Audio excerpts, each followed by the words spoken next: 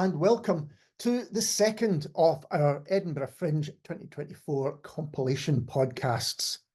On this podcast, I'll be talking to Bryony Byrne about Fangirl, Sam Edmunds about the chaos that has been and will no doubt return, Edith Alibec about Glitch, Grace Gallagher about Stuffed, and Isabel Renner about Wyld Woman, the Legend of Shy Girl. But first, I caught up with Lani Calvert to hear all about the legendary NewsRevue. I'm joined now by actor and writer Lani to hear all about the legendary NewsRevue, which this year celebrates its 45th birthday and is on throughout the Fringe at Underbelly in George Square at 7:30 p.m. Hello, Lani. Hello. How are you doing? I'm really well, and I'm really excited to talk to you because if ever there's an institution, it's the NewsRevue. So what can you tell us about it for people that don't know? Oh, NewsRevue. Well, it's the longest running comedy show in the world, and it's so much fun to be a part of and to watch. I've been on both sides of it. So basically what we do, we take stories from the news and we make sketches or parody songs about it. And just basically for me, it's really cathartic because you have all these awful things going on around the world. It's like, right, how do we shake this up and make it as silly as possible and take the absolute mick out of it? And so many wigs, so many silly props, so many silly voices. It's joyous, also kind of informative, I think. Well, it is informative, but mostly just like, for me, it's absolute catharsis. Like, oh, the world is crazy and so are we. Yeah, I was thinking before I spoke to you, well, there's not a lot of news about these days, you know. No, it's pretty quiet. I mean, it's the show, are some things set? Does it change on a daily basis? How exactly does it work for you? So in London, the NewsRevue runs throughout the whole year, and you have different casts come in every 6 weeks. And what you will do in your cast, every week you'll change the show depending on what news is happening. You'll have like main things that potentially will stay for the whole run, but you'll be writing as you go. And that's what we've been doing currently. And then in the lead up to Edinburgh, we pick really big news stories that are almost like the highlight reels of the year, and then bring that to Edinburgh. So it'll be very current news, and then also like the top stories that have gone on since the beginning of this year, basically. So it's sort of a NewsRevue roundup of the year that has passed the year. And can you give any highlights, any stories that you'll definitely be looking at? Oh, well, definitely looking at the election. Our particular run, it was so exciting. Our first performance was on July the 4th. So what a day. And we had like emergency rehearsals in place in case like what we kind of predicted would happen didn't happen. Luckily, we didn't need to do that. We were like, everybody make sure you're free 3 hours before the show, just in case everything changes. The election, we've got the Olympics, the Euros, some American politics, because, you know, some things have been going on over there too. So, yeah, lots of things. I think I saw in the press release, I might be wrong about this, but since I'm in Glasgow, I thought I would ask, the Willy Wonka chocolate debacle, is that getting covered? Oh, we did have a fantastic song for that. It's one of my favourites, and it's just a fantastic line for parody. It's my favourite. At the moment, it's like, oh, because we've got a few Scottish things in there, or is that our favourite bit of Scottish news? So we do have something for it, and I'm gunning for it to be in. But at the moment, we're in our final week now, so it's just weighing up what's our like best material. But yes, we do have a song. So if you ask me nicely, we'll perform it for you at the end. Excellent. And when, you know, as I say, news is always breaking constantly. Mm-hmm. Is there the possibility during the run in the Fringe that you will be writing and rewriting, you know, right up to the last minute before 7:30 and the curtain call? Yes, there is a very real possibility of that. We've kind of gone with, as I say, like the big news stories. So we've got like the main bases covered. But yeah, if something crazy happens, we have the director up with us. We have the musical director, and we're all living together. So if we need to pop something together last minute, we absolutely can. And we're all very aware that that might be the case. I mean, I've spoken to a few people already that have got shows on at the Fringe, and some of them are doing kind of shorter runs, or it's a very set text already, so they won't be changing it as they go. Sounds to me that you guys have just gluttons for punishment. You're not only doing a full run, but you're doing a show that basically could, take daily rewrites. Yeah, it's pretty crazy. And like doing NewsRevue is like I always say it's a gym for actors, because you might be handed a script like 10 minutes before you go, and it's like, sorry, that's changed now, off you go.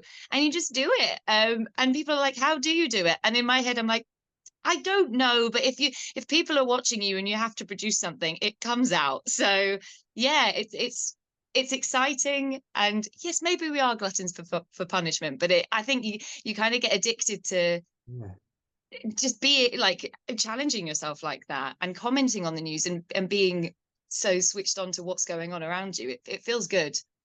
And you mentioned earlier the kind of, I was wondering about the challenges of dealing with problematic news stories. You know, how do you have a kind of format or attitude to dealing with such stories?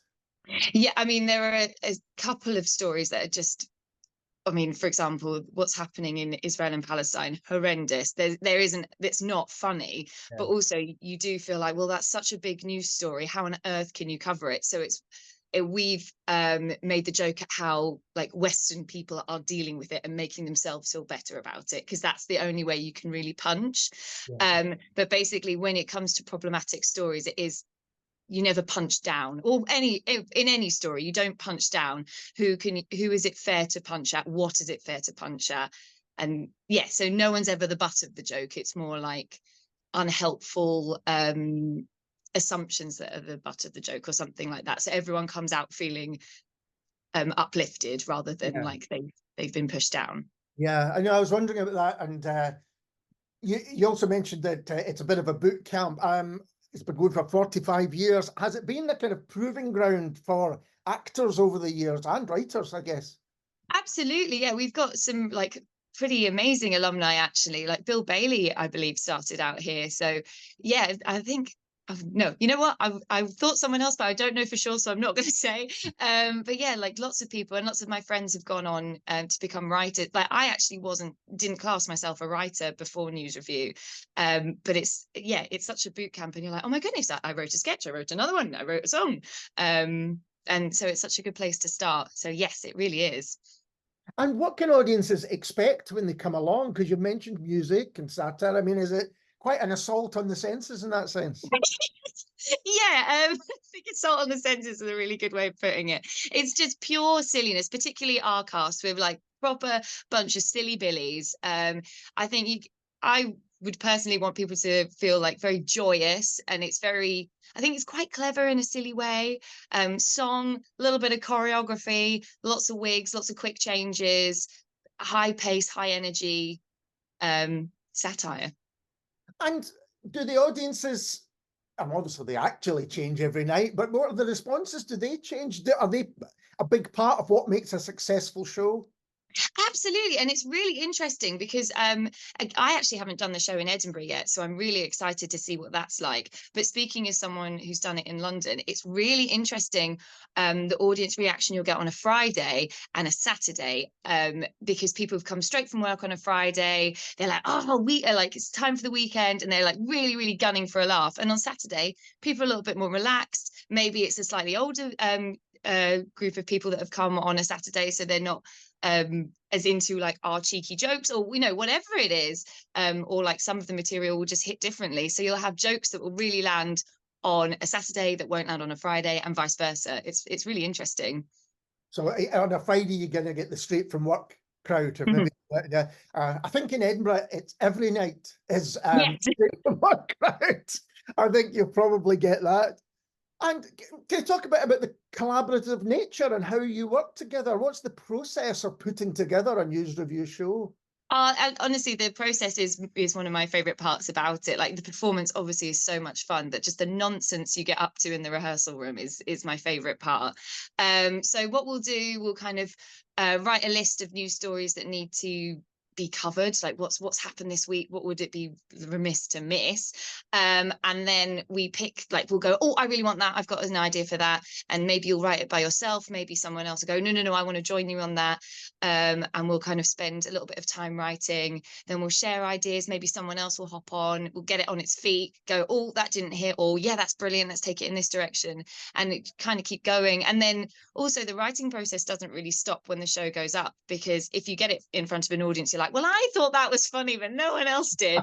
Then you have to go back and go, okay, what do they laugh at? What can we change? I think that's a really interesting thing, that the audience itself can change a show, particularly when you're doing it, nightly for a run. You might end up with something that's quite different to what you begin with. Well, I actually worked with a director once and I live by it. It sounds a little bit woo-woo, but I think it's amazing. Like he said, the audience are the final cast member. And I truly believe that, because you're like, yeah, I love this show. This is great. And like the musical directors come in, they put this underscoring in, you're like, yeah, fantastic. We've got it all sorted. But no, as soon as you get the audience in, then you really, truly know what product you have. Yeah, they almost have to, again, it sounds kind of obvious, but be there to complete it. Absolutely. I've been talking to a lot of people about that, how you can do everything you can, and you've really worked the show, and then suddenly it goes up another level because the interaction and the unexpectedness, because you never quite know how an audience, I guess, is going to be. Exactly. And they give you, like, sometimes, because we do shows at 9:30 here on a Saturday, like 9:30 p.m. So some days I'm like, oh gosh, I'm tired, I don't know if I can do this. And then you'll hear the audience and they just give you that spike of energy and you're like, oh my goodness, I don't know where that came from. So yeah, very, very lucky to have such lovely audiences. It only just strikes me, actually, that the time of a show, and then if you were doing this at 10:30, you'd probably get a completely different show. Yeah, definitely. I think 7:30, from what I've heard on the Fringe Wind, I think 7:30 is a very nice time to have a show. So I'm really excited. But I do wonder if we did like late night news review, what kind of material you would use then, because we'd probably be very, very cheeky then, wouldn't we? And I mean, it's a great time slot, and it's a great venue as well. I don't know if have you been to Edinburgh before?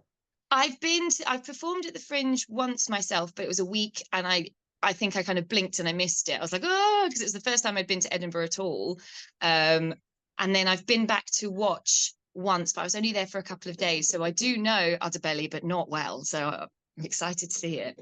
Yeah, and we're saying it's the 45th anniversary, and even in the time you've been doing it, have you noticed, because the way that we get the news now, the way that we learn about the news, whether it's through stories breaking on social media, the kind of decline of the print press, it's a different way. Has that affected the show, the way that it's reported elsewhere? That's a really good question. I don't know, because I think I've only been involved for 2 years. So it has been during the kind of social media sort of news cycle. So that's kind of, we do work off newspapers sometimes, because it's just lovely to have the broadsheets in front of you.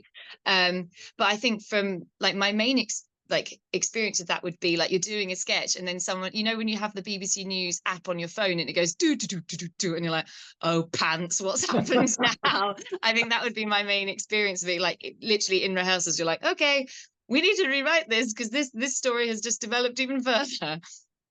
I think you'll definitely have to make sure everybody in the audience's phones are off, because if that happens en masse during a thing and you go, oh my goodness, what's happened now?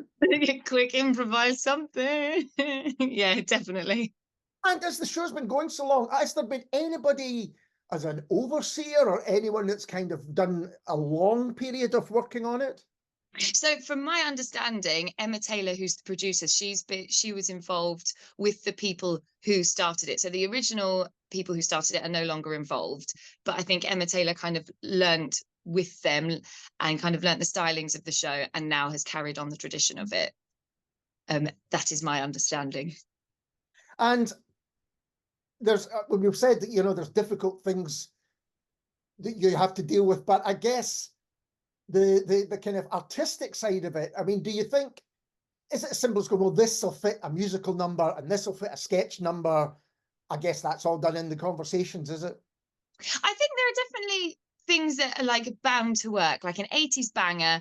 Everyone wants to hear Don't You Want Me Baby or something. And if you can think of a great rhyme scheme for that, lovely, you're sold. But also there's something to be said for doing songs that you wouldn't really expect to be parodied. Like I wrote a parody to Wuthering Heights back in September, and it went down really well because people wouldn't, like, you could play on the Kate Bushiness of it, and that added another element too. So there are definitely things, that always work, but you know, as the saying goes, it's always good to step outside the box, isn't it? Because that's where some other gold lies. Yeah, no, absolutely.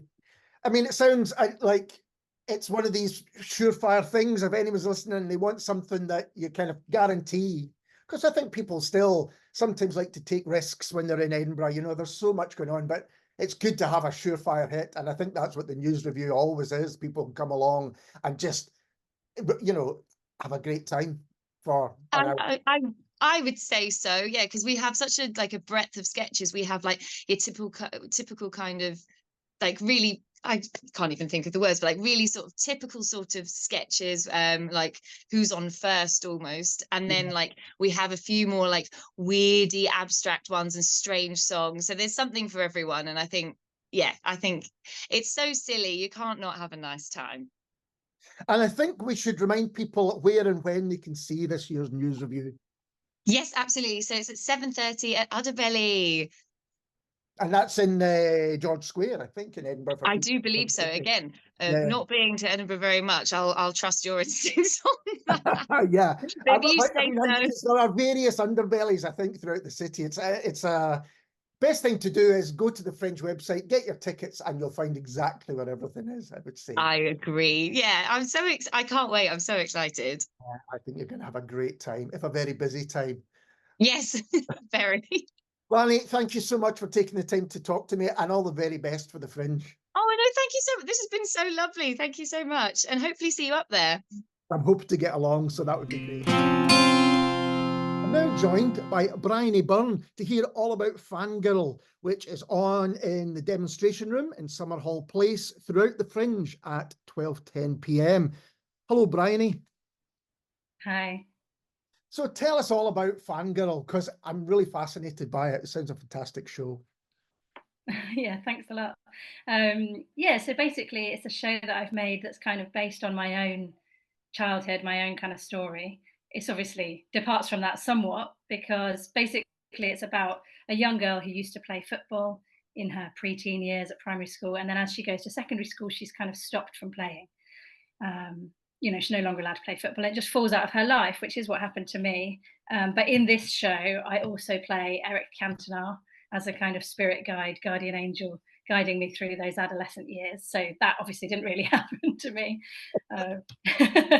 Just to clear that up, you know. I mean, we all had imaginary friends, but if you and why did you want to tell this story? Why was this one that you wanted to kind of get out there?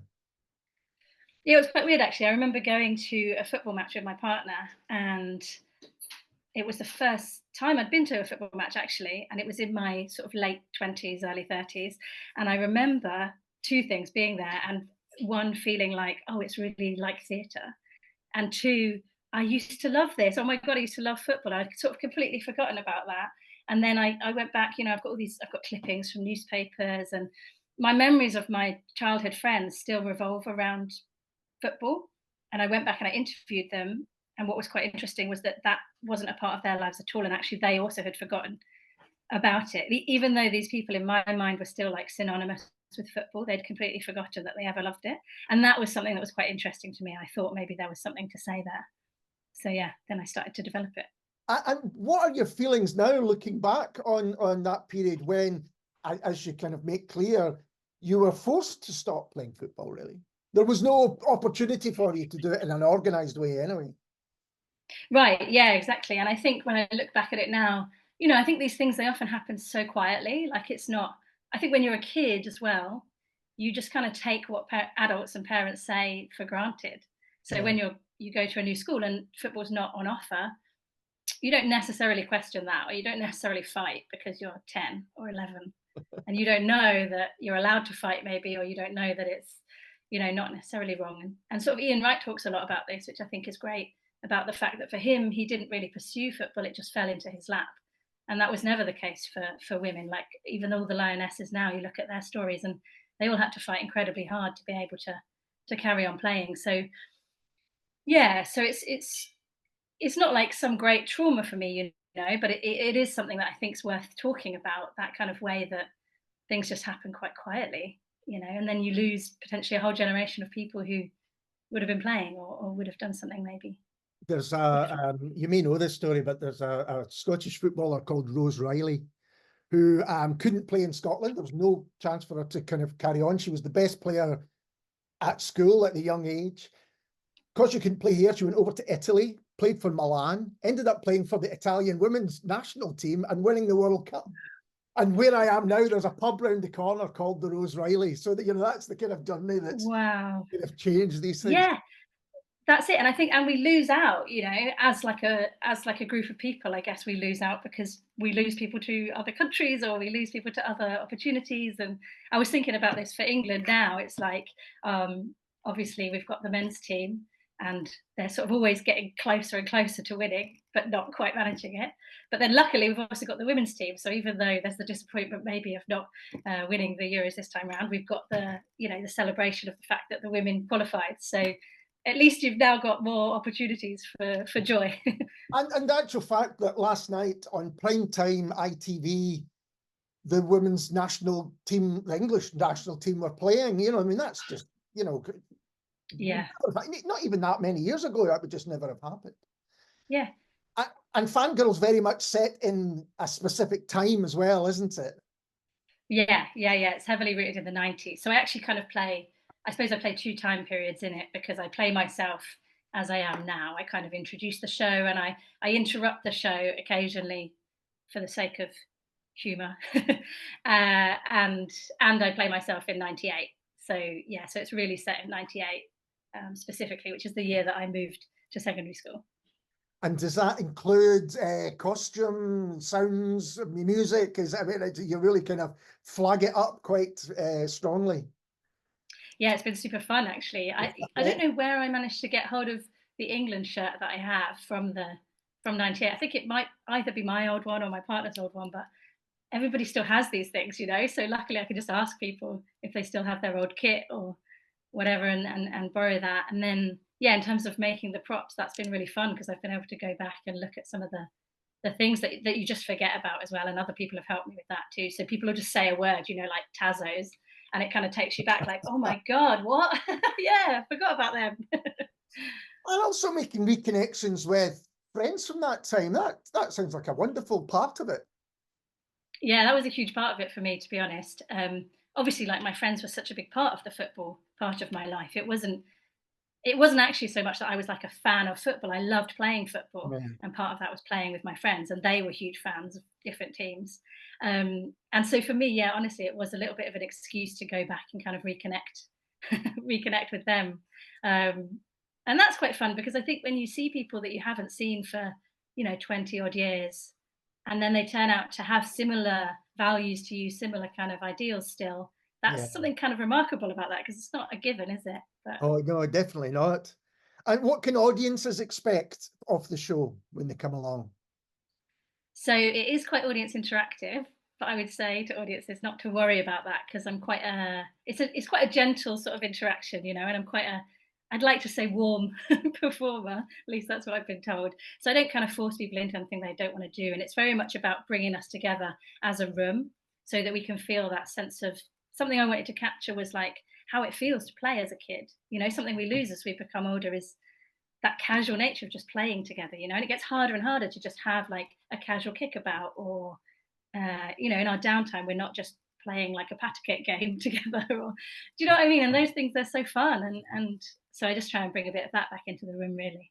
Yeah, that idea of kind of spontaneous play or just go out until you know, you're called back in by your parents kicking a ball around. And now, you know, it's usually organised block of 1 hour at the local five-a-side pitches and that kind of thing goes on. And I think that sense of just the joy of playing is something that we probably do lose. It becomes much more of an organised event. What have been the feedback from audiences? Have you had feedback from audiences? I have, yeah. It's been really amazing, actually. To be honest, I thought it was going to be a show that appealed mostly to women of the sort of similar age as me, like, you know, probably from their 30s upwards. But actually, I've had so many men come and see it, and that's been a real like surprise and joy for me as well.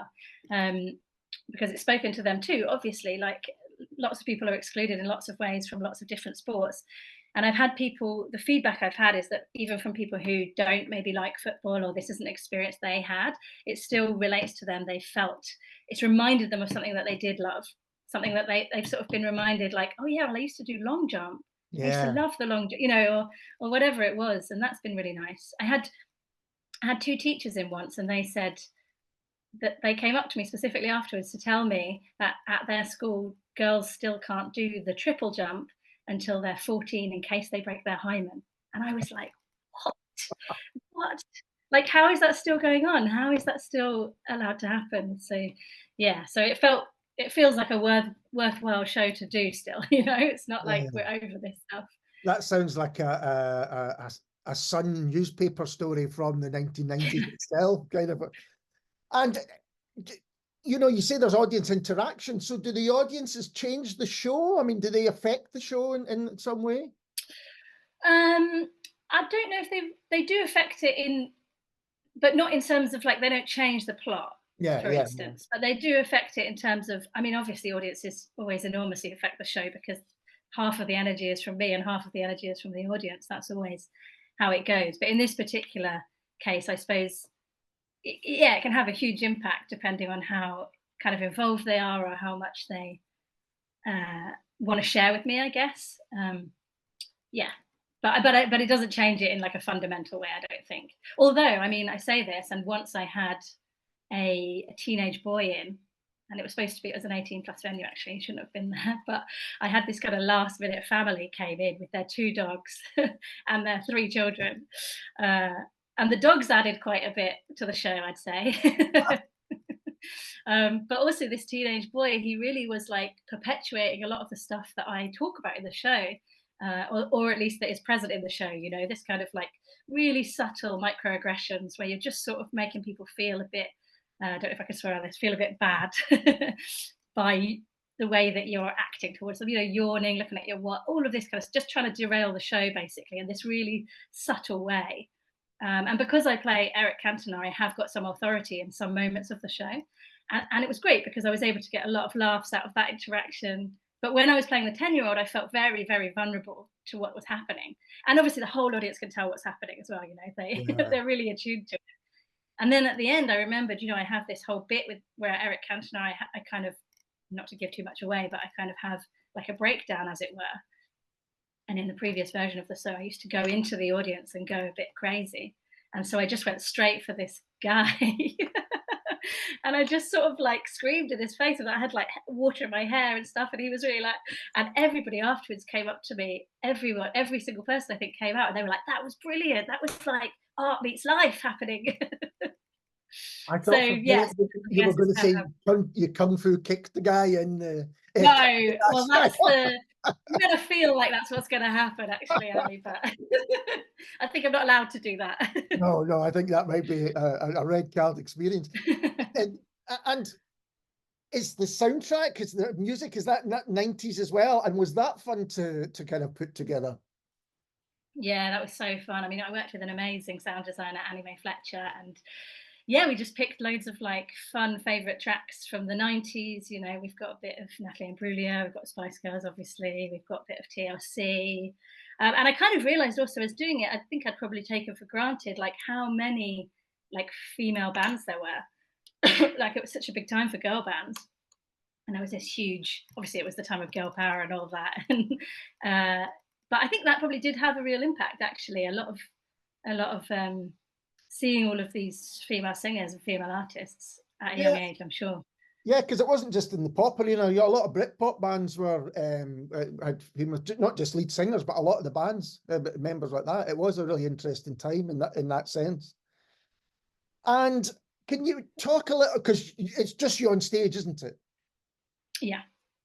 But I've been talking to people about the collaborative process of the show and how a show comes together. Can you talk a little bit about that? Yeah, so I worked with someone called Ben Target, who's a brilliant comedian, storyteller, and he directed the show. And actually, we sort of started working on it while the pandemic was still going on. So we started just talking about it over Zoom, really, and we spent a long time talking about it before we got into a room together. And then I had a bit of funding from the Arts Council, so I was able to get in a room with Ben and with a few other people as well, and just start to build it really then. And then I had a few work in progresses, and then I ran out of money. So sort of since then, I've been developing it with just me and Ben, really, like a slightly smaller team. And I've got a lighting designer back on board this time, Lucy Adams, who's great. But yeah, I mean, Ben's been amazing. I think a huge part of it, he's got a really different background to me and a really different take on everything, which I think has been really useful, because I had quite a strong vision for the show. Right. And he's been really helpful at helping me to find the best way to express that. And also just, I think it's essential to have somebody that you can soundboard off, that's someone that can remind you that the show is good on those days when you think, what am I doing? This is madness. Yeah, it's interesting. I think I kind of increasingly, as I talk to people who are involved in art and culture of all kinds, those kind of, whether it's an editor with a book, with a writer, or whether it's a producer with music or everything, that kind of relationship really is key at kind of for the whatever is finally produced. Yeah, my friend Patrick Dishman actually put it really beautifully, because he helped me with the very, very first time I did anything to do with this show. I did like maybe a 10-20 minute slot at the Hen and Chickens, and it was just games. And I thanked him for it last year. I was speaking to him about it, and he said, that's okay, I'm just happy to be a pair of hands around the flame. And I thought that's a really nice way to put it, isn't it? And that's exactly what it feels like. And obviously the more hands you have, the easier it is for it not to go out. That's the main thing. And just as you were talking about the young audience member who was kind of, you know, almost derailing the show, that makes me, do you think attitudes have changed, or is there still quite a long way to go in terms of women and football and you know, the wider picture from that as well? It's really hard to know, Ali, because I feel like in some ways it feels really positive, right? I mean, we've got the women's game like selling out huge amounts of tickets, and people are obviously keen to see it. And as somebody in my 30s, it feels really positive. But then on the flip side, I think at school and at school age, you still have like, you've got a lot more like young boys who are online, a lot more young boys who are feeling actually, I guess, kind of the pushback maybe from some of this, like, yeah, girls can do anything kind of marketing that was happening, to now, you know, boys being maybe feeling like they're left behind, or like, obviously there's this huge terrifying kind of incel culture. And I think the online nature of all of that stuff makes me scared. And I think with things as well, like Lego, like when I was a kid, Lego was Lego and it got handed down. And then now, you know, Lego markets, there's Lego for girls and there's Lego for boys, which was just not. So in some ways it's got worse, I would say. But maybe we're more aware of it. I don't really know. Yeah, it must be interesting to do the show in front of real people rather than having to listen to a commentary that's online, because, you know, I think that's a very different thing. And actually getting feedback from audiences must be quite an interesting, but hopefully a kind of uplifting thing too.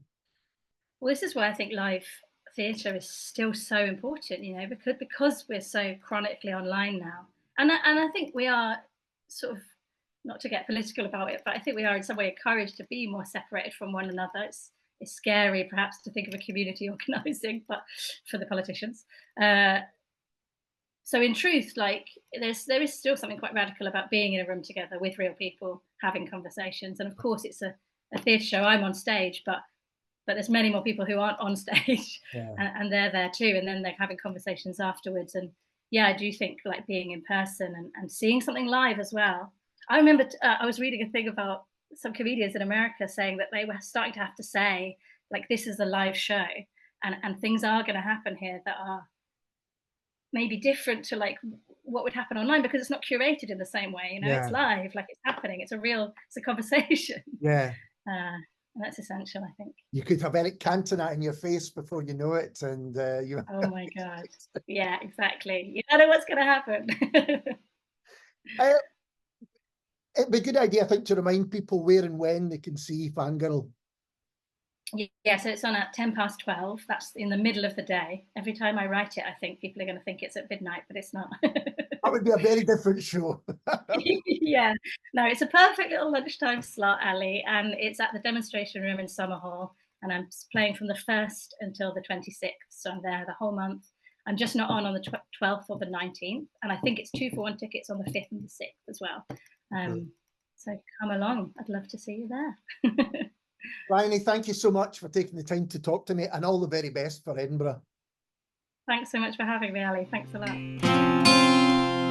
I'm now joined by writer and co-director producer Sam Edmunds to hear all about the chaos that has been and will no doubt return, which will be on at the demonstration room at Summer Hall during the Fringe at 7:40 p.m. Hello, Sam.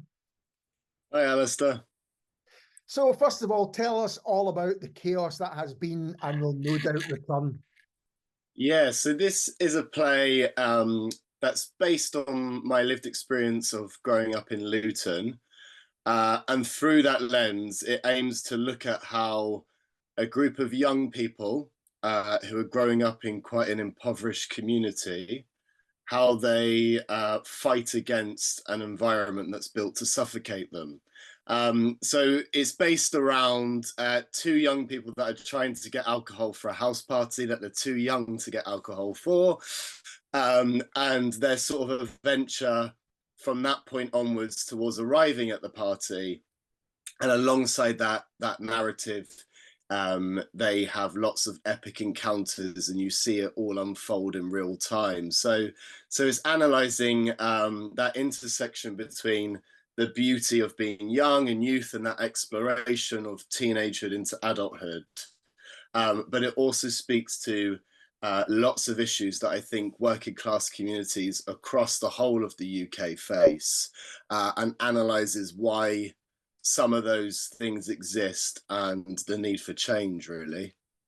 It's interesting, you know, many things change over the years, but trying to get drink when you're underage doesn't seem to change. That's not at all. It's a great title. Can you talk a bit about that? Yeah, it was interesting. The title classically has come from a line in the play that they say right towards the end. And I think what the title's trying to summarize is that these things, the chaos as it is, always comes full circle unless something changes. And I think that's what the title's trying to do, is show that sort of foreshadow of this chaos has been and it will no doubt return unless we go out and make change.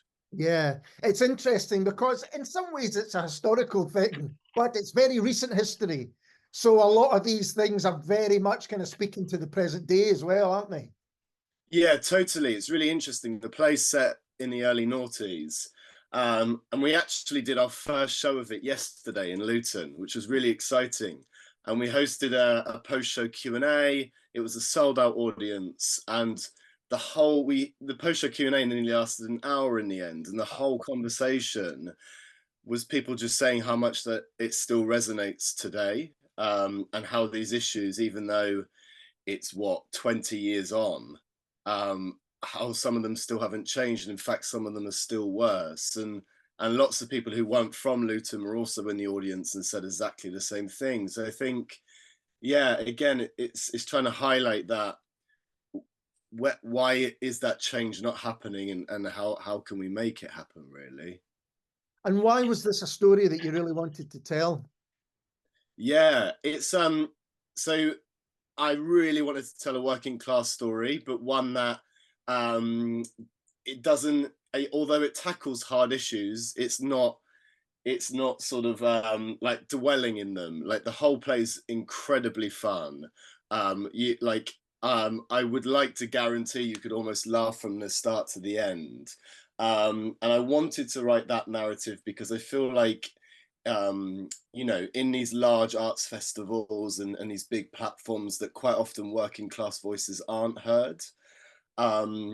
And then I also wanted to just raise awareness of issues that I just don't think are given the platform and conversation that they need. And I think art has the power to hold those conversations. And so I hope that resonates with people.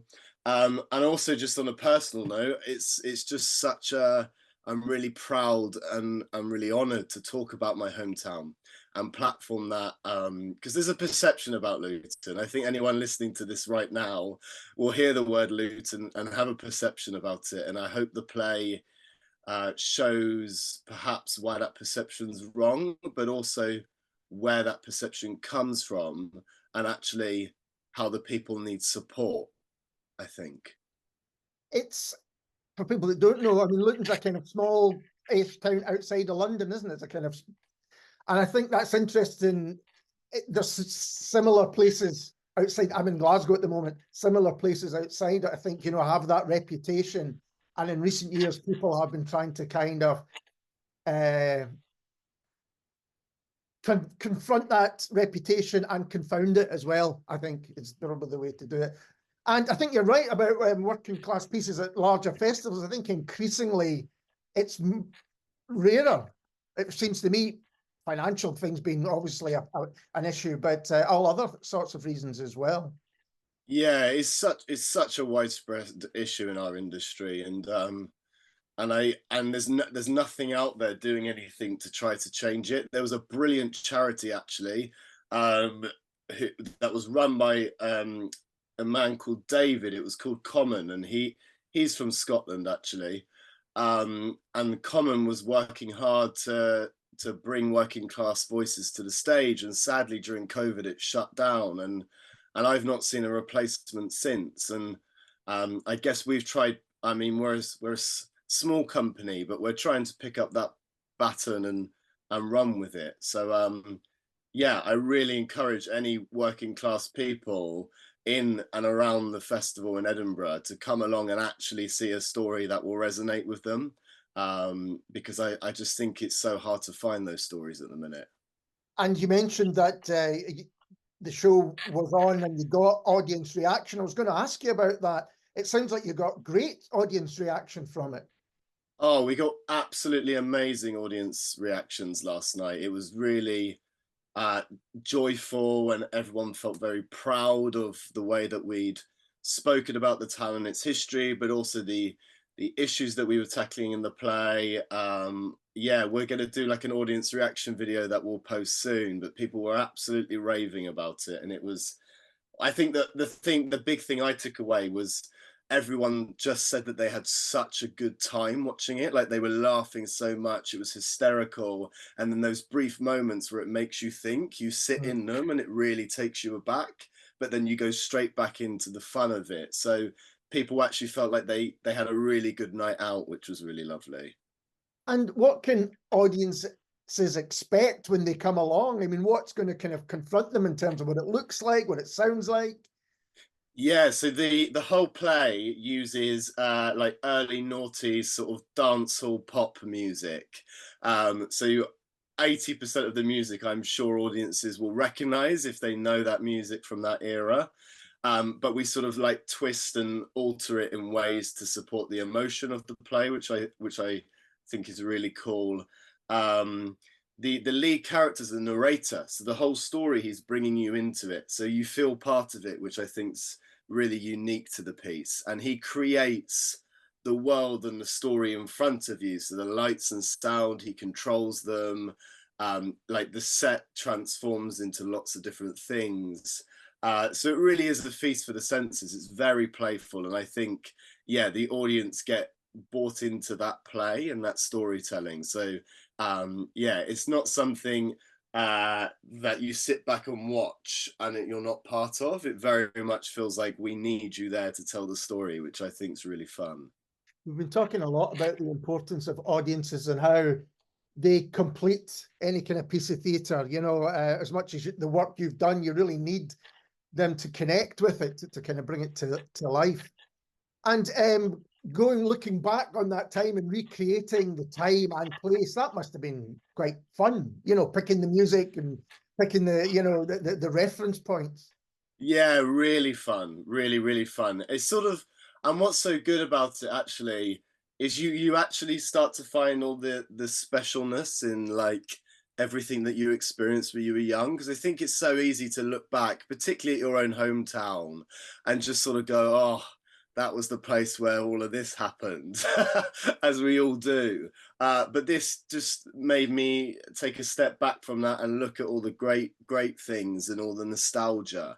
And I think, yeah, that really resonated with audiences last night, actually, as everyone was like, oh my God, yeah, I really loved all those things actually about being young, and forget about them because, you know, the older you get, you just switch off from what those feelings were. So that's been really joyful, yeah. And I think it's really interesting that often it's the most personal stories that resonate and create empathy with audiences, because it might not be their story, but there's a truth to it, and that makes them reflect on their own experiences as well, I think. Yeah, totally. Yeah, completely. And I think there are so many moments that the play captures, from first kisses to going to their first party, and these are moments that we all have in life. You know, they're shared experiences, and the play sort of invites the audience to relive those memories, which I think is a really nice invitation, actually. And I was going to ask you if writing something which is so personal changes the way you look at those experiences. Do you kind of have a fresh eye on them? Yeah, it really does, actually. And it's so last night was really interesting because I had my mum, my dad, my brother, lots of family in the audience. And the characters, they're not copy and paste versions of those people. They're fictionalized, but there's definitely elements that, you know, I've pulled out from people that I've, you know, lived with and grew up friends with. So yeah, analyzing all of that really makes you reflect on what those relationships have done to you as a person and how they've impacted your life, actually. And so yeah, it's been a real interesting process of self-discovery, I think. And yeah, just realizing the importance of how all of those things are part of your DNA. I think it's so easy to be like, I'm no longer that person, but I think that's really wrong. I think that person really informs who you are today, and I think that's what the play tries to remind audiences as well, is don't forget where you came from, because that's what's made you who you are today, and that place needs you to go back and make sure others then have that feeling as well. And it'll be interesting to see how that's kind of amplified, because you're going to be doing it on a daily basis. You're going to be telling these stories on a daily basis to new people every time. So there's going to be a lot kind of, you're going to have to take on a lot, I guess, as a theatre maker. Yeah, exactly. I will do. Yeah. And it's yeah, the conversations you have afterwards, I think, are the things that's a lot to take on, because then you start unpacking all the nuance of everything and hearing other people's relationship to the play and their experiences. And yeah, it's a really sort of powerful way of connecting with people, actually. And I'm all for those conversations. So after the show in Edinburgh, I'll be there ready to chat away. I was going to say, you said you did a Q&A last night. Are you going to do that in Edinburgh, or would there be people catching up with you in the bar afterwards, or whatever it might be?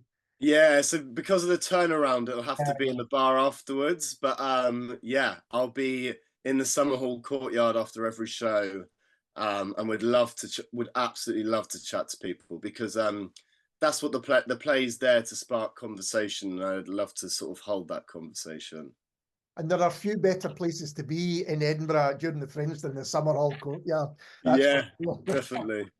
And can you talk a bit about the collaborative nature of it? Because you're obviously working with performers and other directors and things like that. How does that work? And does that, it's your story, but how do they kind of contribute to that?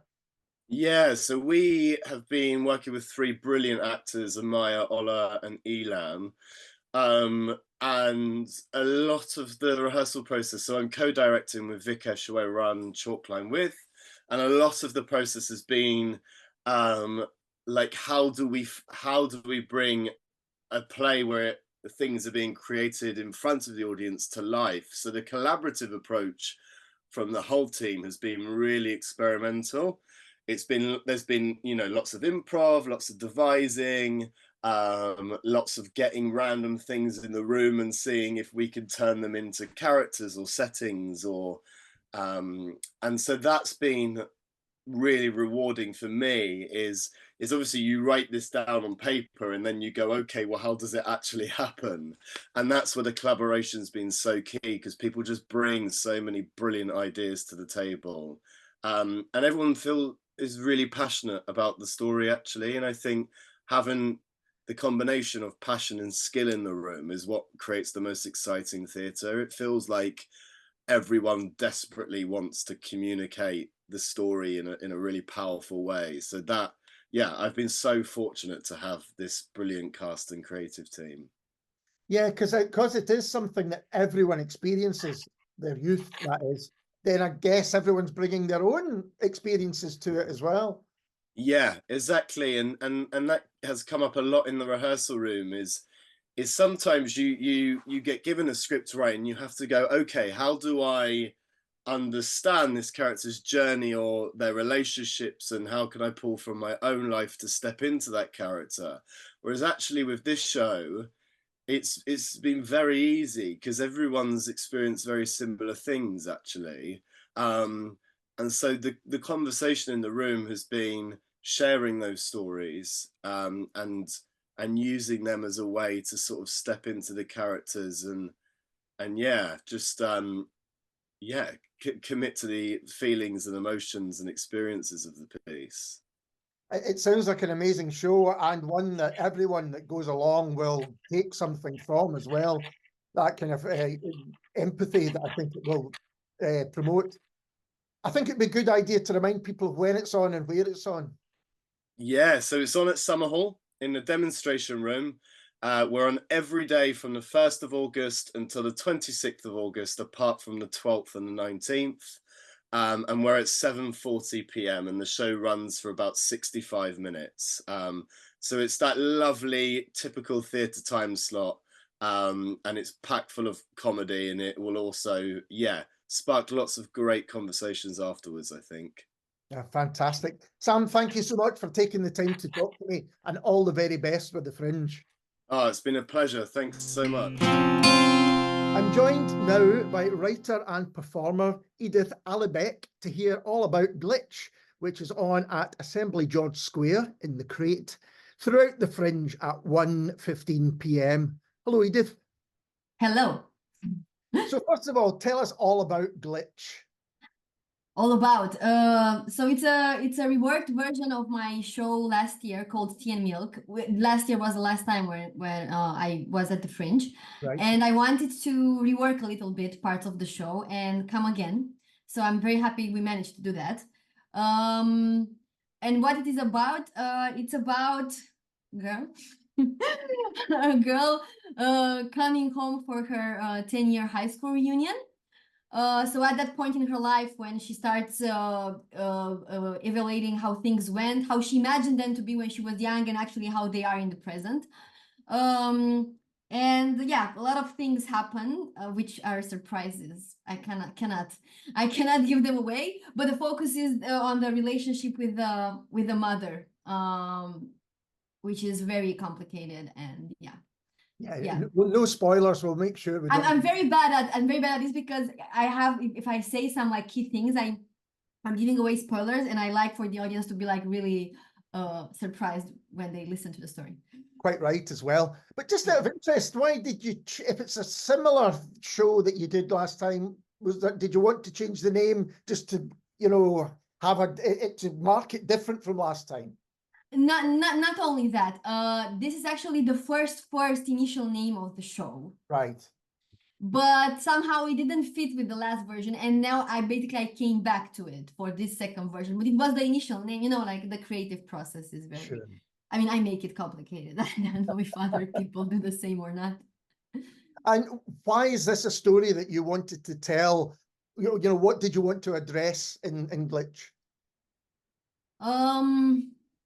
Why did I want to tell it? Because I felt, I haven't seen something like this be told. Like, in the manner, of course, in the manner that I want to tell it. Yeah. Yeah, especially exactly at this point when you're transitioning from young adulthood to adulthood, when you become the parent somehow, it's exactly that point. So I really wanted to explore that. I haven't seen it, probably it exists, but I haven't seen it. And yeah, I wanted to tell it from my, it's not autobiographical, but I wanted to see what comes out from my imagination and my personal experience and everything mixed, yeah. Okay. And school reunions in general, they kind of work really well as a dramatic backdrop. Mm-hmm. How did you approach writing this one? What was it? What about the whole kind of concept of the school reunion? You thought, yeah, this is key to what I'm going to do. I wrote some paragraphs and I really liked them, and I was, this is it. But yeah, it's when I went to my school and I felt so awkward in so many ways, and I basically I started thinking about all of these things that I mentioned earlier, and I thought it's really funny, you know, how people. I suppose I was not the only one in that situation. I always felt like, oh, okay, this is really interesting.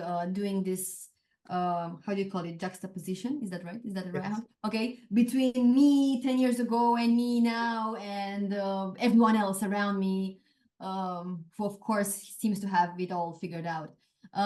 Yeah, so that's how I came about it, and then I really enjoyed that particular situation, and I felt I really haven't seen it, so I was like, I'm gonna write about this. It's a really interesting thing because when school finishes, or at least this is how it was, I think, for most people, is you have your last day at school, and the majority of people you don't see. You know, it's your particular friends with them, but most people you don't. And then if you have a reunion, it's a really strange thing because people look different, people are different, all, you know, Exactly. and it is. And I guess that really does make you reflect on yourself, doesn't it? Yeah, it really does. It really does. It really does. And you have this thing like everyone kind of measures up everyone, and everyone wants to see if they fail the most or not. It's someone else out there that so everyone is kind of at this point. Also, a lot of people have families or are starting to have a family already. Yeah. And it's this societal expectation that you should also do some things, and not everyone has the same timing or the same. Yeah. So it's an interesting point. It is, and it's kind of really dramatic in itself for all of those reasons. Yeah. Is the show set at a specific time, or is it just a 10-year reunion? Overall, I think it happens. The action takes place in 3 days, basically. And it can it's time now. It can happen. I think it's definitely contemporary, whatever that means. Like, sure. Yeah. I was just thinking you didn't have to kind of think about certain music or certain costume or anything like that. No. But in terms of that, what can audiences expect when they come along, and what are they going to be faced with in terms of the soundtrack, the music, the kind of theatricality of it? What can they expect? Pure storytelling, with stand-up comedy vibes, and then like being really dramatic.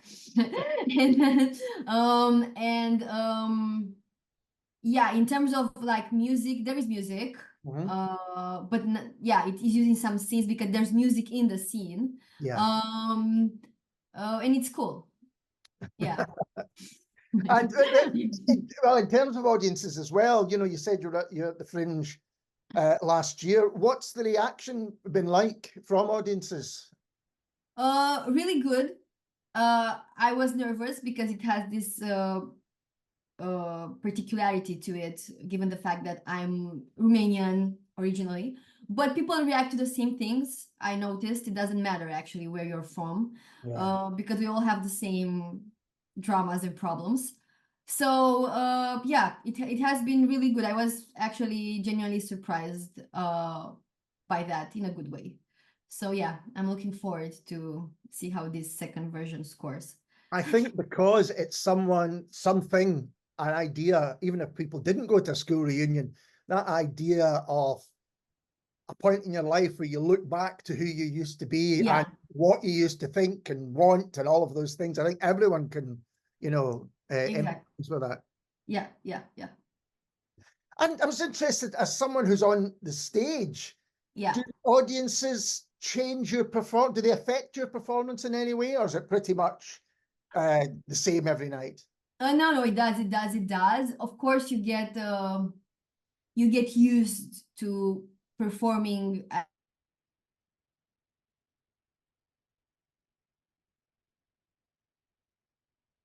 exchange between you and the audience. So I don't know. I don't know how it takes place or how it gets, I don't know, formed.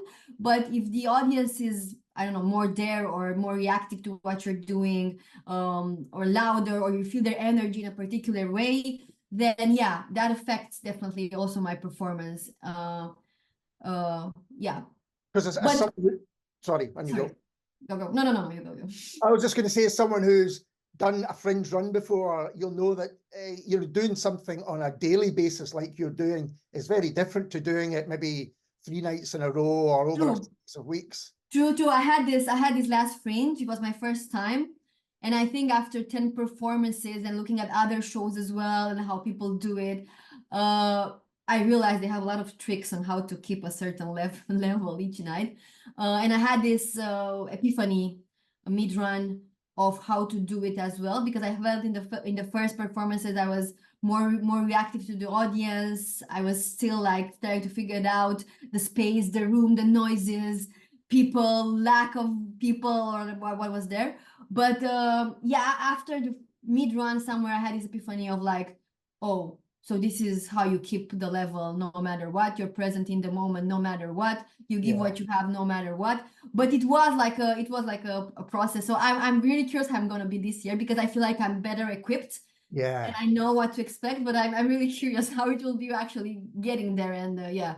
Yeah, that's really interesting to have that experience, bringing an experience to the fringe, because doing so many shows like that is something I'm guessing you know very rarely get to do anywhere else. Yeah, exactly. And can you talk a bit about the collaborative process in bringing the show together? We've been talking to other theatre makers who are at the fringe. Often it might just be them on stage, but there's a lot going on to get this show to the stage. Yeah. So basically I was lucky because I met Jodie, who was working at Assembly. I met her through someone else while at last year's Fringe.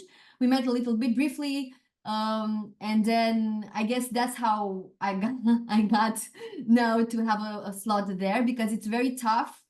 At the beginning, when you still have the connections, you don't have a network, it's actually really tough. Or you don't have I had 2 good reviews from last year, and I was like, yes, I hope these reviews will do the job. I found out they partially do the job, because then you have to really like know someone, or to know, like, to kind of be introduced to someone.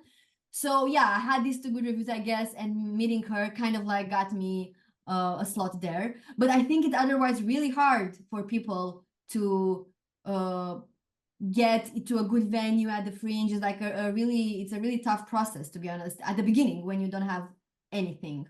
Absolutely. And I think people don't realize that. They see a show in a venue and you think, oh, well, like, they just phoned up and got them.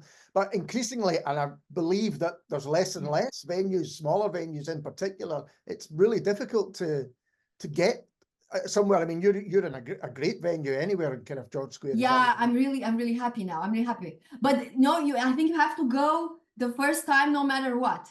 And also there's of course the financial aspect of the Fringe, which is like, I was also lucky in that respect. Not lucky, but I worked for it. So I did also the producing part, and I got financing to be able to come. But yeah, without financing, I wouldn't have been able to come, because it's whoa. I mean, the costs are through the roof across the board. And also, if you're at the beginning, you don't know if you're gonna get the money. Most likely you won't get the money back. So you really have to have some funding or someone to support you, or do a crowdfunding. I got financing, but yeah, I guess people have different ways to actually make this happen. Yeah, it's got to be pretty much the biggest challenge, is actually just getting something to the very first day off the Fringe. Yeah. When you did it last year, did you enjoy the experience? I guess you did, because you're back.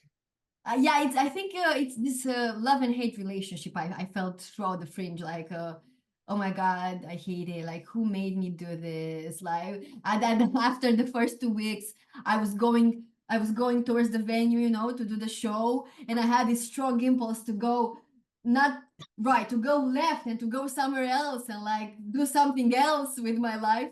But it's interesting, this discipline, like it forces you to go there and do it no matter what. And even in life, there's maybe little audience one night, because that's also a factor as a performer, solo performer. I've seen shows where they had like almost full rooms every night, and I guess that's also something else. It's hard, but at least you I had the whole spectrum. I experienced the whole spectrum.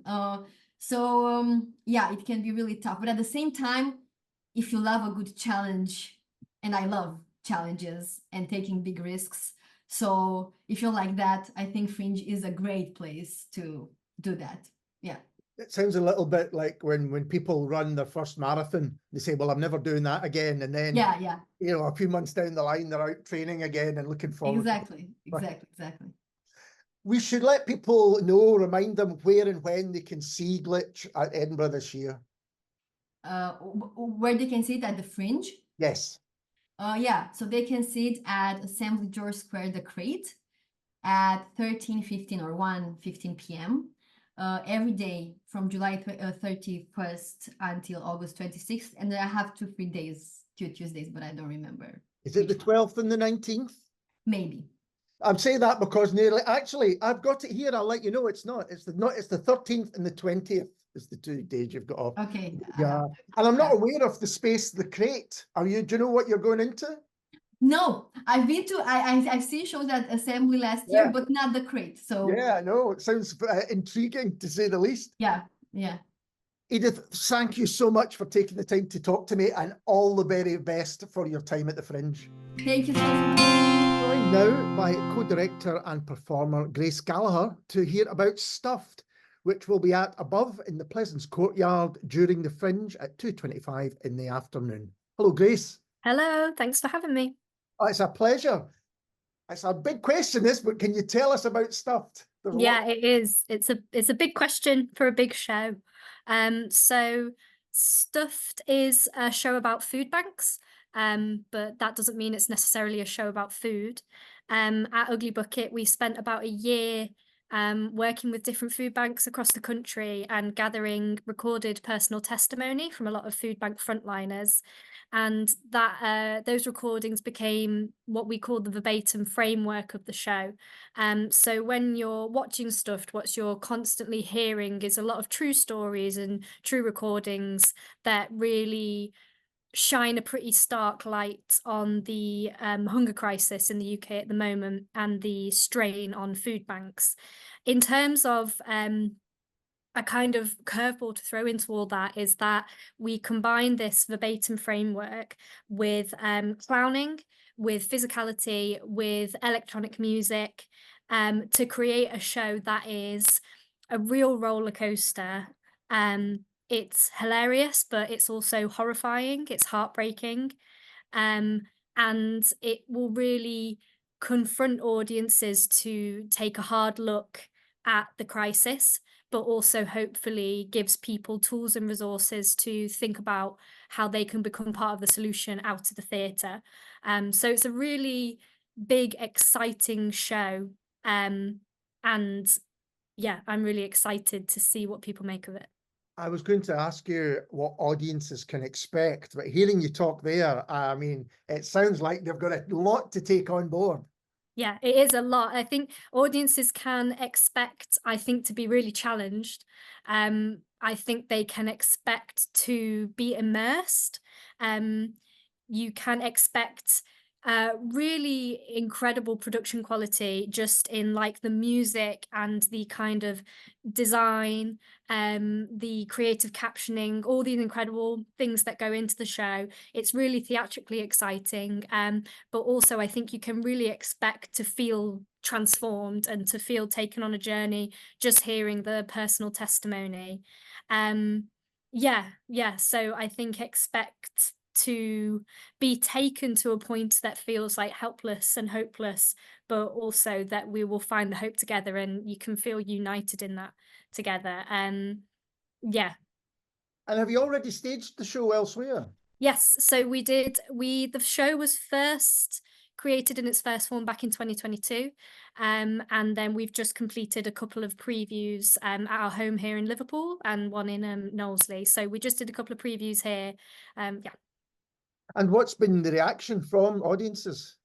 It's a really interesting one because I feel like it really splits people, especially everybody comes away really really moved and really motivated, but especially in the comedy and in the clowning of the show, this more than anything else that I've ever made in the past really can change from night to night completely on how the audience will react to it.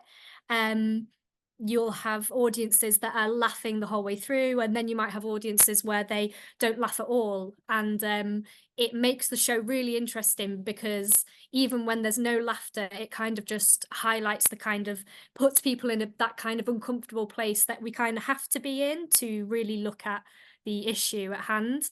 So it's a really, really interesting one. The show has some big risks, and I hope it has big payoffs. But we've found that people who have come leave with feeling like they have a lot to process, but also feeling really inspired that they've become part of this solution and this movement that we're trying to create, which is in all this wraparound with the show itself. So there's not just the show, there's a lot of wraparound things that are trying to encourage people to take action when they leave the theatre as well.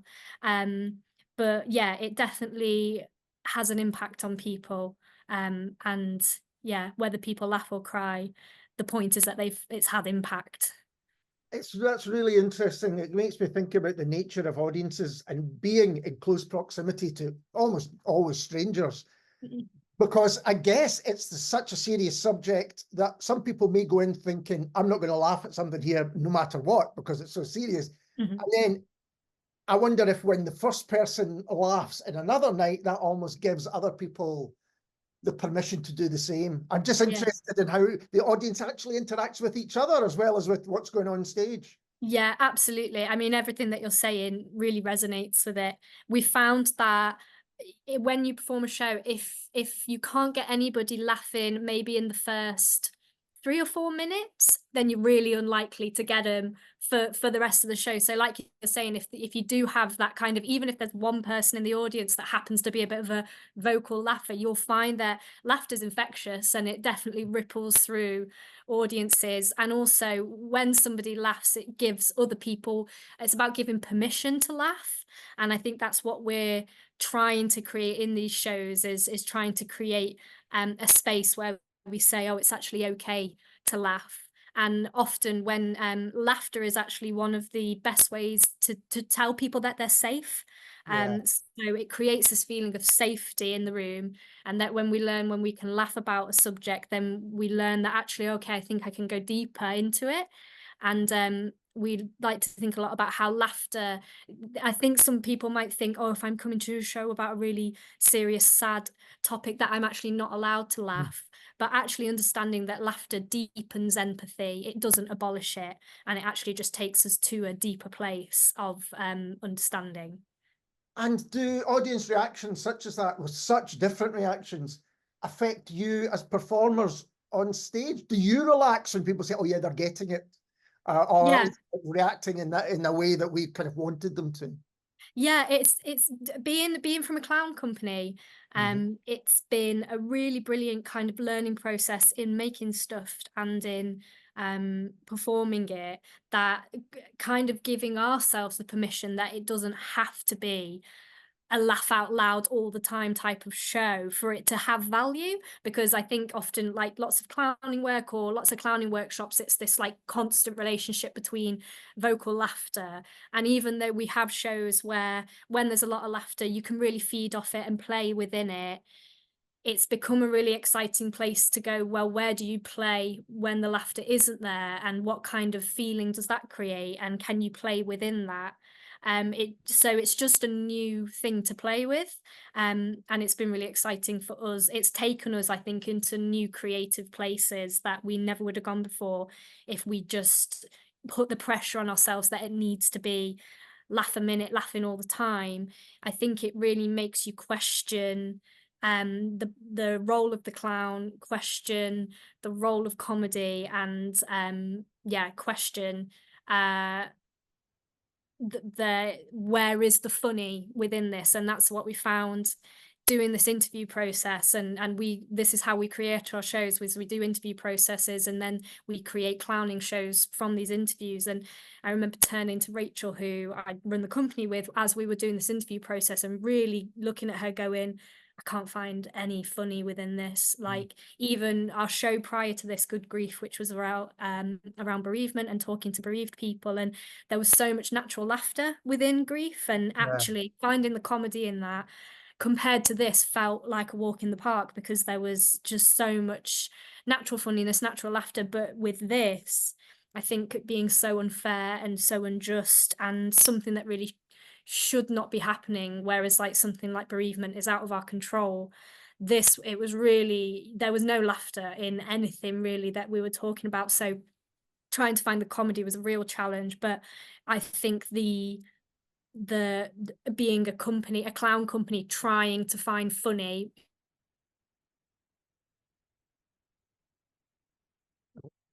became a big part of the comedy itself. There was a wee freeze there, but I can edit around it. I think it was just the picture that froze, not what you were saying. Okay. Right, cool. Take that out.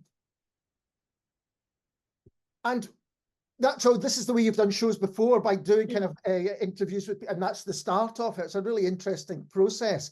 And I guess it makes it quite a personal process as well. Yeah, it definitely does. It's, I guess the way that Stuffed is different is that every other show we've made in the past, we talk to communities, and the people we talk to become the inspiration for the show. Everything comes from them. So everything comes from a place of truth and humanness that really lends itself to the clowning. But in all our other previous shows, like in making a show like Grief, we as a company are people who grieve. Or when we made a show about like sex education from a female perspective, lots of shows we had our own kind of experience within that. Making a show about the food bank crisis as a group of people who have never been in that experience of needing to access an emergency food parcel, we felt the pressure and responsibility of making this show, because it was the first time that we really felt like we were the vessel for these people. And I think that it really, there were honestly times where we really questioned whether we are even the right people to make this show. And I think we did a lot of thought around it. And it was actually talking to Alan Lane at Slung Low when we talked about our fears of, I think, like, are we the right people to make this, or are we the right people to do this? And he really put it into perspective of, he was saying, but he's like, you are a group of people who want to raise awareness, who want to educate, and you're doing that by bringing these communities into your work. And he was like, I think we've got to not let because we don't know, we can't let it stop us from learning. Because I think we're definitely in a culture of authenticity, and I think there's a really important conversation around authenticity of stories and authenticity of what we make. And I think this is kind of a good middle ground, where obviously, because we're bringing these people into, and we become a vessel for them, the truth is there. The truth is there in the testimony and the stories. So actually, it's not about us at all, if that makes sense. So yeah, so I forgot what your question was, but I think I've gone down a little rabbit hole. I think it was, what you're saying is really interesting, because you did go and volunteer. You are, so in some sense, you're not just looking at this from the outside and making a show about it, and you're not even just taking interviews and making a show about it. You're seeing and experiencing the reality of working in food banks, and talking to people who are having to come. And it's so interesting hearing you talk about previous shows, because everyone can understand grief, but with food poverty, that's not going to be everyone's experience by far. Actually, I'm thinking again about the audiences. There's probably a level of guilt about audiences coming in and feeling, oh, this is something that is happening in Britain today, which really shouldn't be happening in Britain today. Yeah, absolutely. There definitely is that, and we talked a lot about that in the start of this process when we were making the show. We were really clear that this is not a show about blame, and this is not a show about trying to make everybody who comes into our space feel bad about what they don't know or what they haven't done so far, or why we're in this position. Whilst the show really does put quite a furious look at accountability of probably like a governmental impact, and but it's more than that. It's wider social issues, and I think that's something we talked about as well, where it's probably too easy to make a show, especially as a Liverpool-based company, to make a show where we just say, oh, fuck the Tories for an hour. We could have done that, but we were really questioning, well, what's constructive? And there's already so much divide and conquer that we were like, we need to find a way to bring people together. So yes, we do want to face the issues and think about accountability for what is wrong right now. Yeah. But that does not mean that we are saying we're trying to blame the people in the audience, or we're just going to point the finger. We're trying to just go, this is how bad it is. This is why it's so bad. And now we know what we're going to do about it going forward. So there was a lot of talk about that, about how, like, yeah, what do we want this show's impact to have? And if it was just to make everybody feel bad, then one's going to do anything. So yeah, you've not really got a show. I've spoken to a lot of people about the collaborative process, and I'd like to hear more about what yours is, because it sounds like a lot of it is conversation. Oh yeah, I mean, we say it's an interview process, but ultimately these recordings of people is about conversation.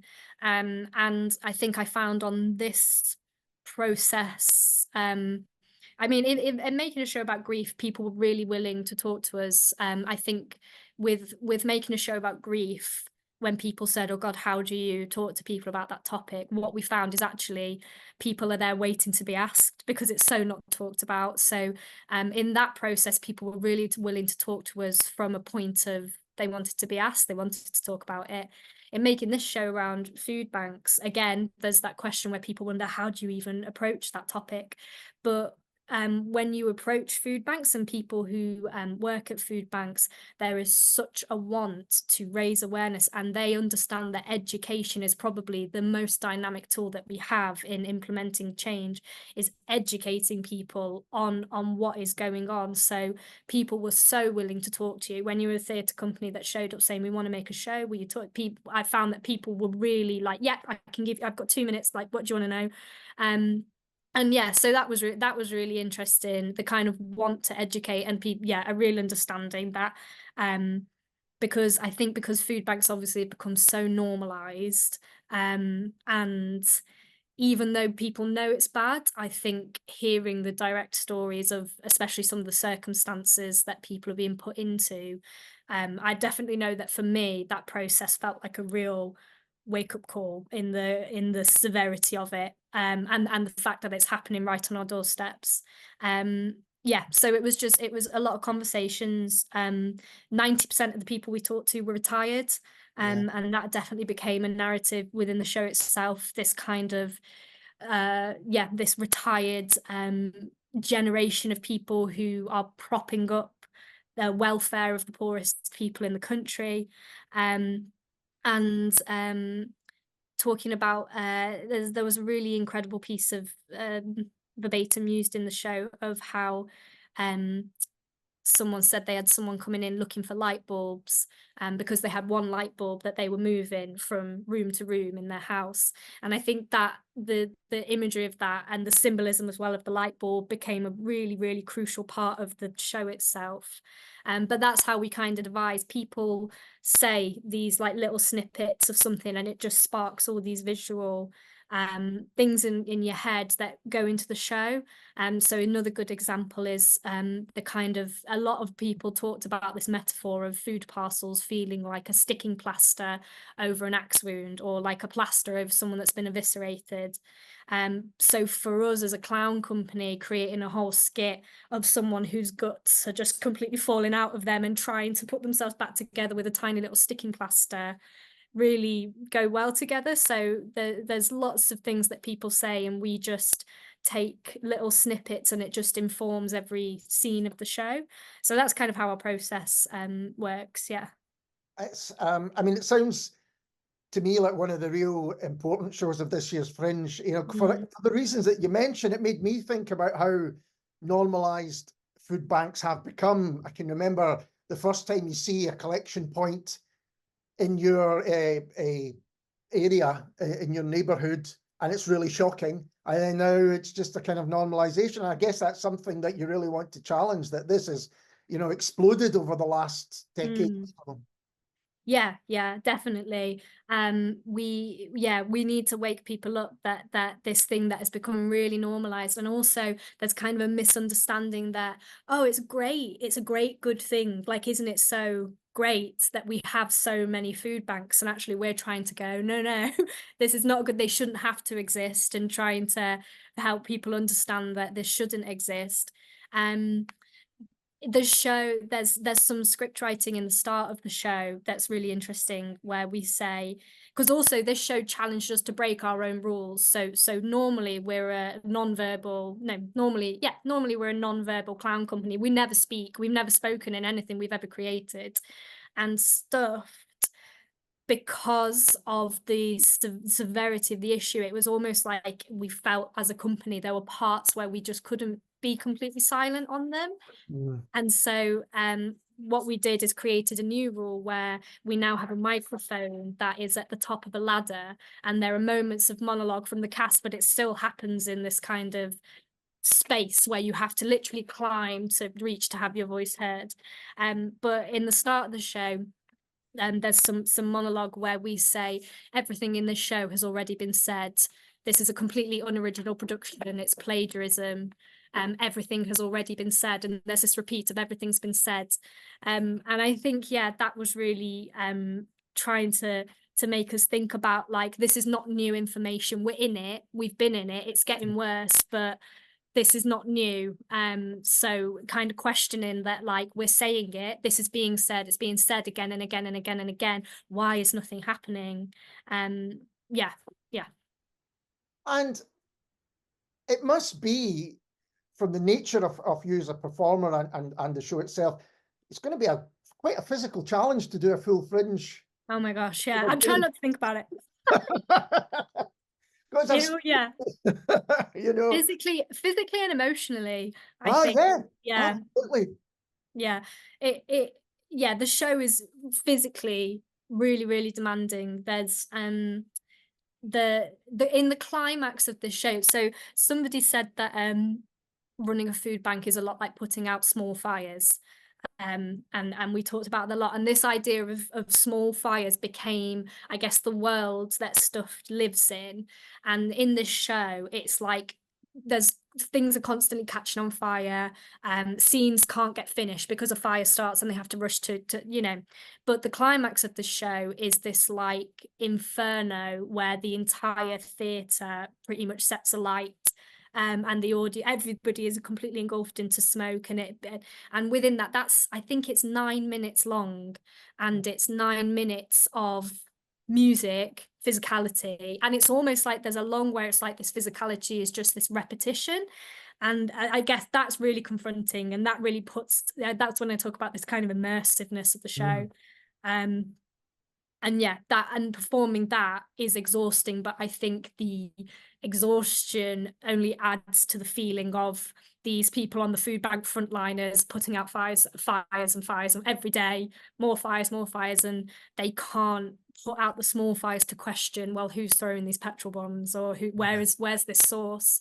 I hope that someone's doing something clever back there, but I don't think anybody is. And that is a really, I think there's some really within that big climax, there's some really like gut-wrenching verbatim where somebody says, where we said what was the hardest part of running your food bank, and they said, I think the hardest thing was when we realized 12 months in that we weren't making any difference, and they realized that to be in that position of feeling like we're doing this every week, every day, and we are not making a difference, to anything, even though people are getting more calories. But yeah, this feeling to be in it, and you can't stop because you've started, and you can't stop because people are relying on you, but it's growing and getting bigger. And so physically that will be challenging.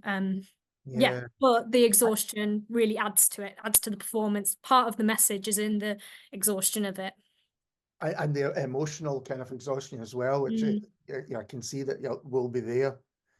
It sounds like an amazing show, Grace. Where can people see it again, and when? Yeah, people can see it at Pleasance Above at 2:25 every day. If you come to the show as well, you're welcome to bring a food donation. So we're working with food banks across Edinburgh, and we have a donation point in Pleasance Courtyard. So you can bring some food along, and that food then gets implemented into the show itself. It's within the set, it's within the props, and then afterwards we distribute that. And also we're going to have, I think, a weekly panel that's going to be happening on Zoom. So you'll get a lot of post-show resources anyway, but if you're also looking for a further place to network and hear more about what action you can take, we'll be having a couple of Zoom panels. So there's lots of things that you can engage with after the show that's going to help you become part of the solution. That's amazing. Grace, thank you so much for taking the time to talk to me, and all the very best. Thank you. Thank you so much. Thanks. I'm now joined by writer and performer Isabel Renner to hear about Wyld Woman, The Legend of Shy Girl, which is on in the drawing room of the Assembly Rooms during the Fringe at 4 p.m. Hello, Isabel. Hello. How are you doing? I'm really well. And actually, just as I give you that introduction, 4 p.m. at the Assembly Rooms is a cracking time and venue. You've really done well there. Oh, thank you. I'm very excited about it. I've heard very good things about Assembly, and 4 p.m. felt like the right time for our show. Excellent. So can you tell us all about it? Tell us all about Wyld Woman, The Legend of Shy Girl. Yes, so it is my solo show. It is all about an extremely shy girl who doesn't exactly know how to make friends or fall in love or really do anything besides daydream a lot and kind of hang out with her imaginary friends.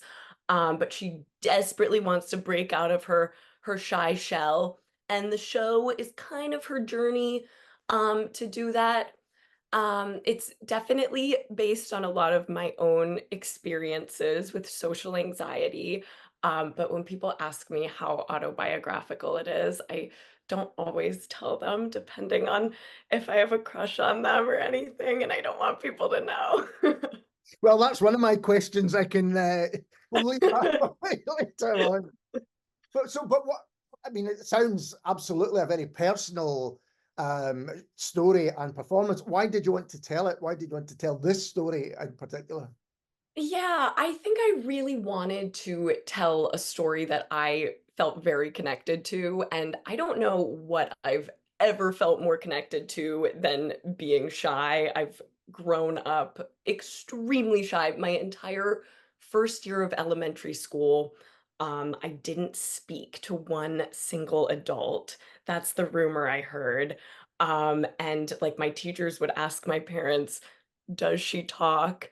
And since then, I've made incremental developments in my social skills, but I still get so nervous around other people.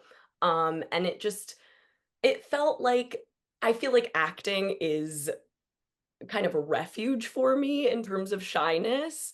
And it always has been. It's the reason I wanted to be an actor to begin with. And I feel like kind of telling this story and making it an acting piece felt very aligned with what feels closest to my heart and my life story. It's so interesting, isn't it? I think it's quite a common thing that, for instance, I've suffered from anxiety all my life, but yet I do something like I do a radio show and I chair events and all that. And people say, well, how can you be anxious or have any kind of panic when you're doing something like that? And I guess people might say the same to you. Here you are on stage doing a solo show, and it's been in New York, hasn't it? It's had a big run. Yeah. You know, do you have people asking about that? How can you have this anxiety on one turn, but yet be a performer on the other? Yeah, a lot of people ask that. I've had a few friends say this is kind of the least shy thing you could possibly do is get up on stage by yourself and do this. Um, but it feels much, I guess this solo show feels very vulnerable Yeah. because it's very, very dependent on the audience. There's a lot of audience interaction. So in a way, there's kind of two parts. That's the really vulnerable part and the kind of exposing myself and some of my most embarrassing, like sexual shame memories and just social shame memories. That's super embarrassing or just exposing. The other part of the show is there are a lot of characters, kind of absurd characters, crazy voices, very specific characterizations. And those kind of characters are the reason I feel like I started acting because I would feel so safe cloaked in like the armor of a voice that is nothing like my own and an outlook that is nothing like my own.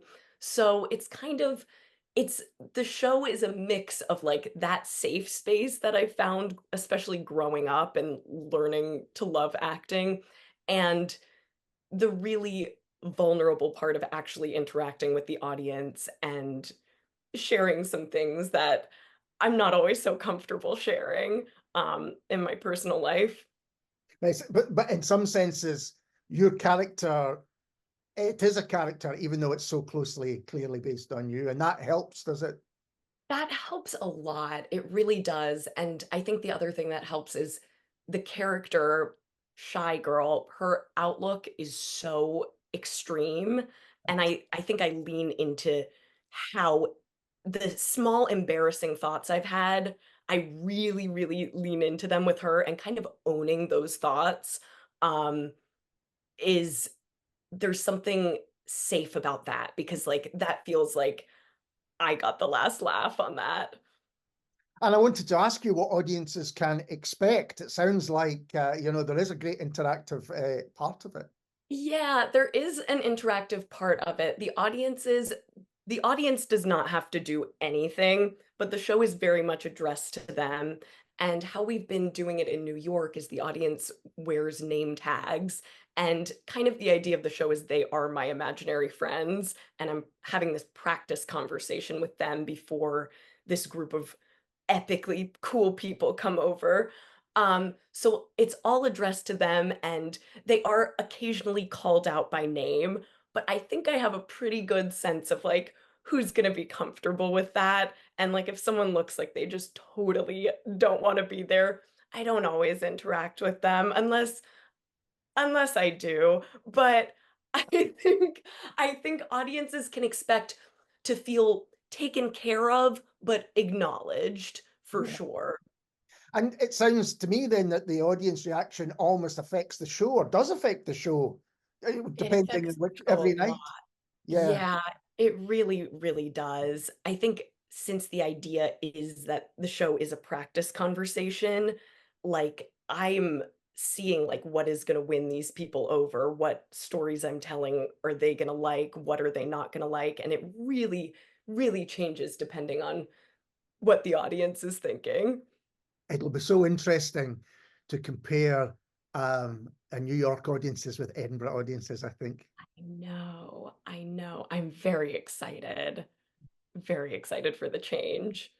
And we've talked a lot with other people that we've spoken to about collaboration in theatre and how important kind of aspect that is. Now, this is a solo show, but I'm presuming there are other people that have been involved in bringing it to the stage. Yeah, my director, Cameron King, we went to high school together. She was a lot cooler than me in high school. So we didn't really interact in high school, but we reconnected after high school. And she's just an amazing director. And she has been the creating of the piece has been such a collaboration with her. I originally came to her with a script, it was all written, but I think she has just made it so much funnier and so much more dynamic. And I just attribute all my favorite parts of the piece to collaborating with her. And then we also have this DJ in our life named Shawnee who DJs the show, who is also the antithesis of me, just insanely cool. And collaborating with Shawnee has been just amazing. And I have these beautiful producers, Robin and Sheer, who have like been kind of shepherding the show through New York in these very eclectic venues and just holding me along the way. So it's felt deeply like a collaboration the whole time. In terms of having a DJ, is that kind of live DJ set during? It's changed throughout Right. our development process. Originally, Shawnee would DJ live. I think with the like before the show and after and then during, they were kind of like the sound booth. Right. For Edinburgh, we're thinking it's more going to be a pre-made set, but they'll be there with their DJ equipment just because of the turnaround time. Yeah, of course. Yeah. Have you had to change? Sorry, I was just going to ask, have you had to adapt? Was it a longer piece, for instance, in New York? And the crazy thing is it has always been exactly 1 hour. Like since I first wrote it, I don't know why. And I'll change it and it still ends up 1 hour. So that is one thing that has been very easy throughout. that's great. In that sense, it's the perfect Edinburgh show. Yeah. And so did you have the original story, like, a script, I suppose, and then take it to the director and work on it there? Or was it work together right from the beginning? I had the original script that I took to her, but she had many, many edits, sometimes in terms of just lines, sometimes turning a whole, there is, spoiler alert, a big dance sequence that was not originally in it. And that was all her idea, and that has seemed to be people's favorite part of the show. So I'm very excited to do that at the Fringe. Oh, that sounds amazing. And I mean, is it quite a physical show for you as the only person on stage? Yeah, it's very physical. There are about 7 or 8 other characters that I play in it, and those characters have very heightened physicalities. And then there's, of course, the big dance number. But all in all, it's quite physical, I'd say. Mostly the characters and the dance. And because you're doing the full run of Edinburgh. Yeah. Yep. I'm gonna have to figure out some good agility practices. And when you were in New York, did it change at all during the run? Because I know some people think, oh, that worked last night, or that didn't work last night, or whatever. Was it a kind of ongoing process? Yeah, it really was, especially when we would like listen back to recordings of previous performances, because sometimes I like black out during the performance and I don't realize what's happening. But listening back, there was one character in particular that people just would not laugh at. Um, and the character was supposed to be really funny. And so my director and I were trying to think about a way that would make her funnier. And she kind of plays she plays Shy Girl's therapist.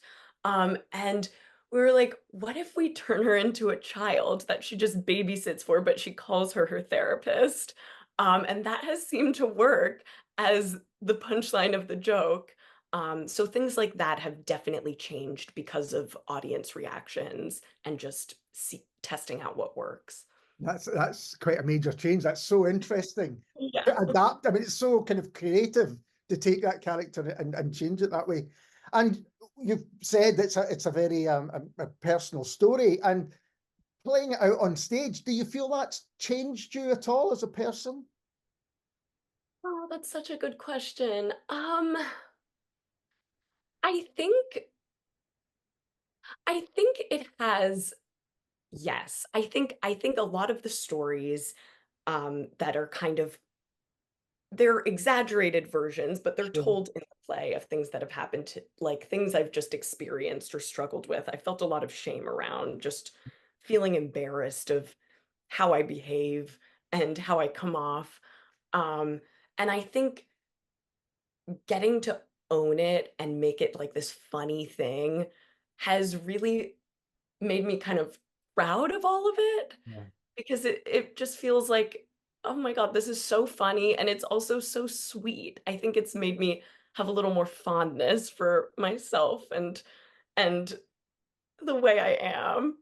Yeah, and perhaps that's, I can imagine that looking back on we've all got things in our past that we kind of make us cringe when we think about them. And I think addressing them kind of head on, which is what you are doing, is probably quite a healthy way of dealing with them. Yeah, for a while I thought I could just pretend to be really cool and really confident, and that didn't actually work out so well for me. Um, so I think addressing it head on is the way right now. And in Edinburgh itself, are you looking forward to it? Oh, Is there anything in particular that you're looking forward to? I'm so excited. I'm so excited to meet so many different people. I feel like there are all these different shows I'm so excited to see and have been like following eagerly on Instagram. Um, a few off the top of my head, um, Temmie Wilkie has this show, Main Character Energy, that just sounds iconic. Then there's Maeve Press has a show called Failure Confetti, also at Assembly. So I'm very excited to be Assembly buddies with her. There are so many. There's a show, Character Flaw by Philippa Dawson. I'm very excited for just truly everything. I'm excited to just get lost in the city, see where the winds take me, make a ton of friends. Yeah, it's an amazing place in August. Edinburgh during the Fringe is quite unlike anywhere else that I've been, certainly. So I think you'll have a fantastic time. Oh, are you gonna be there? I will be there. I'm in Glasgow on the other end of the train line, but I will be through a few times. I'm hoping to come along and see your show. Oh, yes. We'd love to have you. And we should remind people rather where and when they can see Wyld Woman. Yes, it is at 4 o'clock at Assembly Rooms, the drawing room, every day, August 2nd through 25th, not the 12th or the 19th. Yeah, you deserve at least 2 days off, there's no doubt about it. Isabel, thank you so much for taking the time to talk to me, and all the very best for the Fringe. Thank you so much. It was lovely to talk to you.